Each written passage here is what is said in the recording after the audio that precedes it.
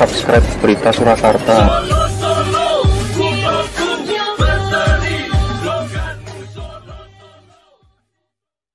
Maka debat kali ini kami persilahkan calon wakil presiden nomor urut 2, Bapak Gibran Raka Buming Raka, untuk menyampaikan visi, misi, dan program kerja.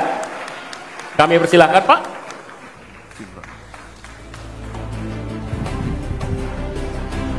Mohon tenang, kami butuh kerjasamanya. Nanti ada waktunya tepuk tangan.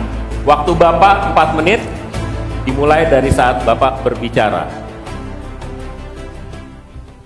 Silakan. Assalamualaikum warahmatullahi wabarakatuh. Salam sejahtera, Shalom, Om Swastiastu, Namo Buddhaya, salam kebajikan. Indonesia ini negara besar. Kita harus mampu keluar dari middle income trap. Kuncinya, kita harus mampu menaikkan nilai tambah di dalam negeri. Di tengah gempuran resesi global, perang dagang, konflik geopolitik, rata-rata pertumbuhan ekonomi negara kita tetap resilient di rata-rata 5%. Pertumbuhan ekonomi yang berkualitas didukung dengan penurunan angka pengangguran, angka kemiskinan, penurunan angka Gini rasio, dan juga angka inflasi yang terkendali. Bapak Ibu yang saya hormati, teman-teman sesama anak muda, lalu apa agenda ke depan? Kita akan lanjutkan hilirisasi, bukan hanya hilirisasi tambang saja, tapi juga hilirisasi pertanian, hilirisasi perikanan, hilirisasi digital, dan lain-lain. Kita lanjutkan juga pemerataan pembangunan yang tidak lagi Jawa sentris. Kita genjot terus ekonomi kreatif dan juga UMKM. Kita punya 64 juta UMKM yang menyumbangkan 61% untuk PDB kita. Jika 4 langkah tadi bisa kita penuhi, insya Allah akan terbuka 19 juta lapangan pekerjaan. Pemerataan pembangunan itu wajib. Sekarang investasi yang ada di luar Jawa sudah ada 53%. Pembangunan IKN yang berkelanjutan ini akan membuka titik pertumbuhan ekonomi baru, akan membuka akses dan juga konektivitas, sekaligus membuka lapangan kerja. IKN ini bukan hanya saja membangun bangunan pemerintahan, tapi juga sebagai simbol pemerataan pembangunan di Indonesia, dan juga sebagai simbol transformasi pembangunan Indonesia. Bapak dan Ibu yang saya hormati, saya juga berkeyakinan suatu saat nanti Indonesia akan menjadi raja energi hijau dunia dengan terus mengembangkan biodiesel, bioaftur dari sawit, bioetanol dari tebu, sekaligus kemandirian gula. Untuk menuju Indonesia emas dibutuhkan generasi emas. Kita harus mampu merubah future challenge menjadi future opportunity. Kita harus punya future talents yang dilengkapi dengan future skills. Untuk itu, hilirisasi digital akan kami genjot. Kita akan siapkan anak-anak muda yang ahli artificial intelligence, anak-anak muda yang ahli blockchain, anak-anak muda yang ahli robotik, anak-anak muda yang ahli perbankan syariah, anak-anak muda yang ahli kripto. Bapak dan Ibu yang saya hormati, narasi besarnya di sini adalah keberlanjutan, percepatan, dan penyempurnaan. Terima kasih. Wassalamualaikum warahmatullahi wabarakatuh. Selamat Hari Ibu. Selamat untuk kaum perempuan hebat di Indonesia. Terima kasih. Baik. Waktu habis. Terima kasih.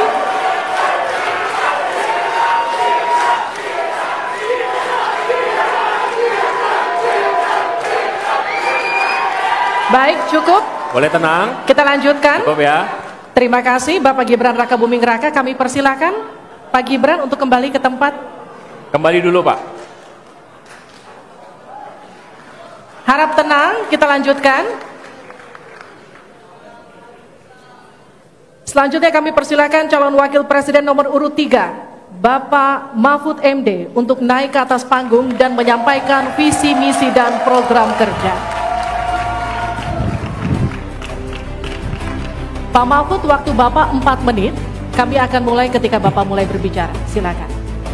Assalamualaikum warahmatullahi wabarakatuh. Waalaikumsalam. Mari kita bersujud semuanya, saudara-saudara di seluruh Indonesia, kepada Ibu kita dalam rangka mengucapkan selamat Hari Ibu 22 Desember 2023 ini.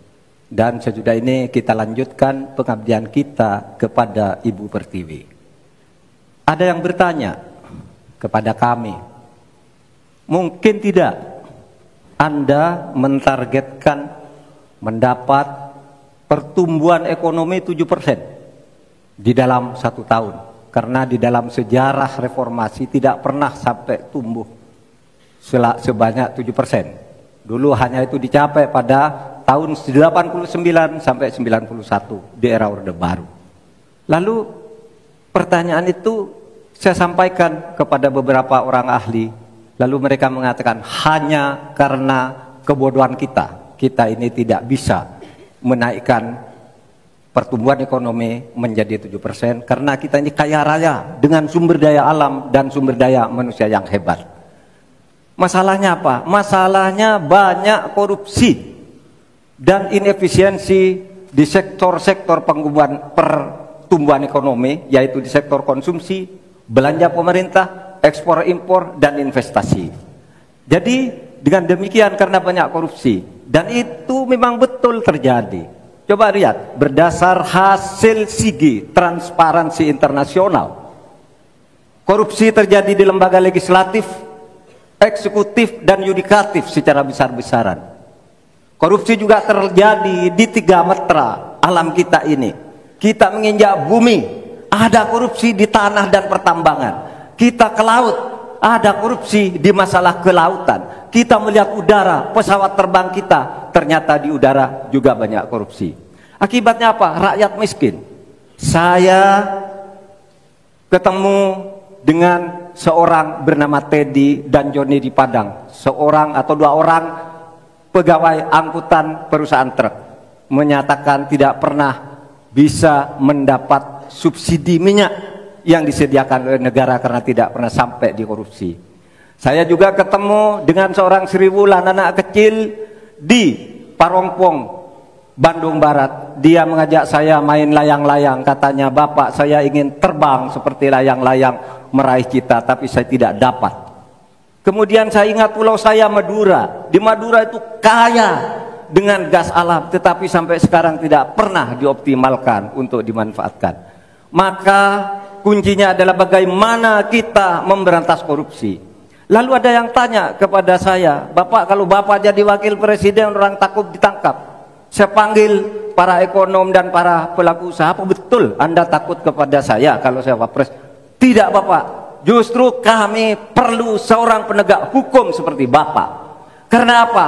Kami kalau mau investasi di Indonesia ini diperas, mau berusaha ini diperas. Kalau kami bayar padahal diperas, lalu ketahuan kami ditangkap katanya kami menyuap." Itulah Indonesia ini pada saat ini. Oleh sebab itu, saudara sekalian, kita harus lawan korupsi. Menimbang istilah anak muda, "Hai koruptor, kutabrak kau. Hai wir, mundur kau wir." Nah, korupsi setabrak. Saudara sekalian, ini semua dalam rangka agar terjadi pemerataan seperti ketentuan pasal 3 Undang-Undang Dasar. Di Al-Quran disebut kaila yakuna dulatan bainal yang. Jangan biarkan kekayaan itu hanya beredar di antara orang kaya. Waktu Bapak selesai. habis. Baik, terima kasih Pak Mahfud. Silahkan kembali Pak. Baik. Oke, mohon tenang. Selanjutnya kami akan berikan kesempatan kepada calon wakil presiden nomor urut 1 Bapak Muhaimin Iskandar untuk naik ke atas panggung menyampaikan visi misi dan program kerja. Mohon tenang.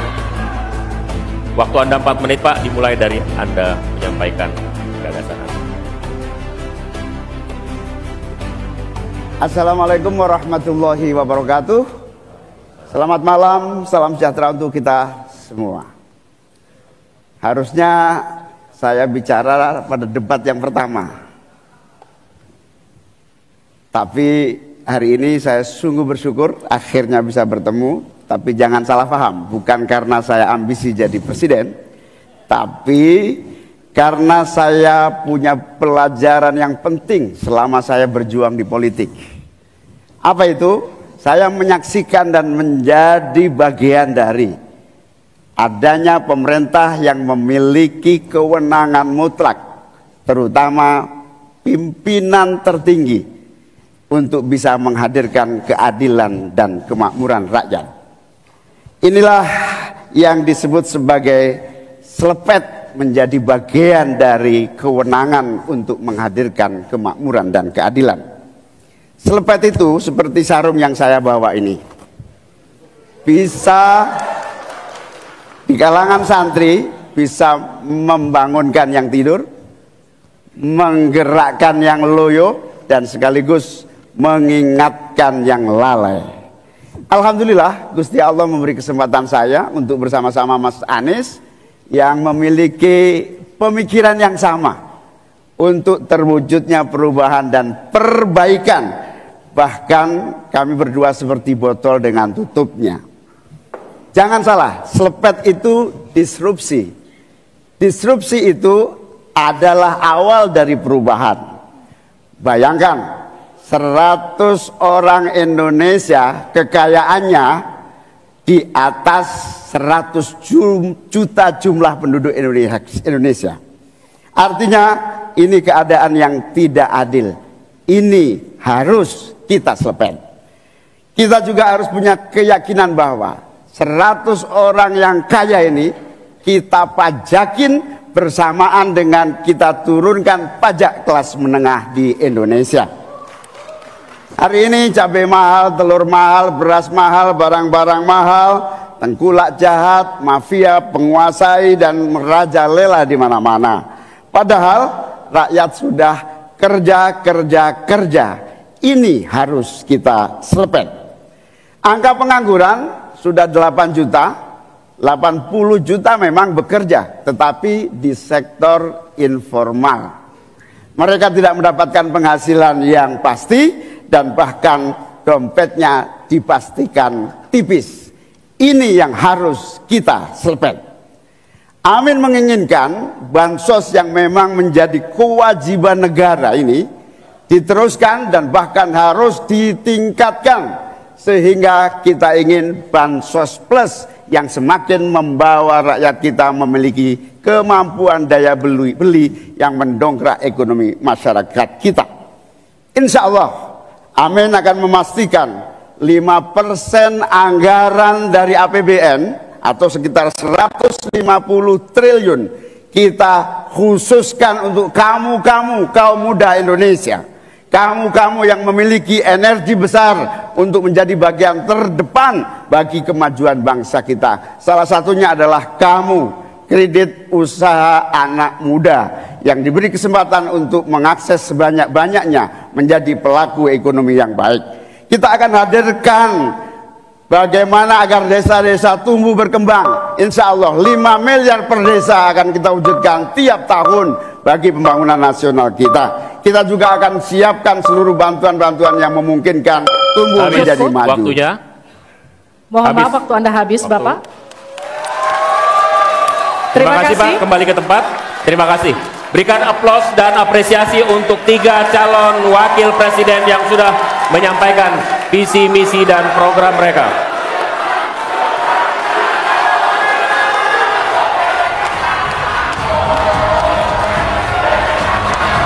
Subscribe Berita Surakarta.